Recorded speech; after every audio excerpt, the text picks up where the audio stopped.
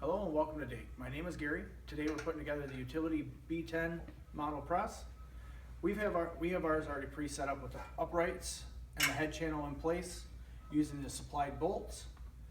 And when you're doing the bolts, take those, stick them through the front, and the nuts go to the back side of this.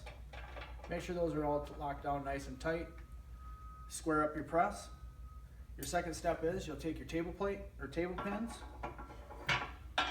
Pop those in there. When you grab your table channel, you put this in with the V-notch facing down, and it takes a little bit there. Slide that in, and that locks on like so. Then you can grab your table plate, and you can set those right inside there.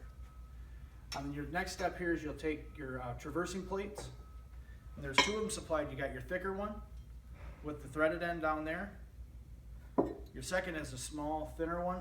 That'll go up top with the spacers perpendicular to the uprights.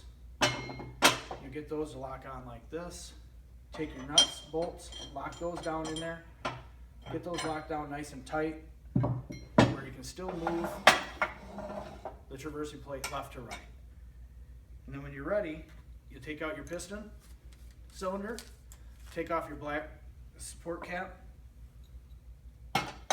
slide that down in there, and you'll thread that all the way down nice and tight. And it doesn't have to be, if you lock it down too tight and it doesn't aim towards it, you can back it up because it's not going to affect anything, because once you get to your ring nut here, this is what will hold it in place. You'll lock this down, take a screwdriver and a hammer, lock that on nice and tight, you'll be good there. And then on the top here, you'll see that there's like a little plug. It has a little Allen wrench in there.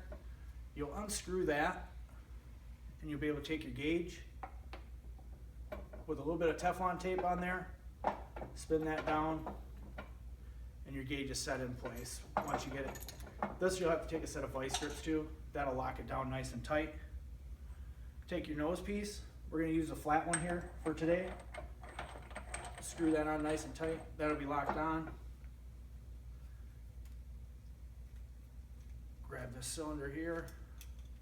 It's got a fitting there where you just push that right in nice and tight.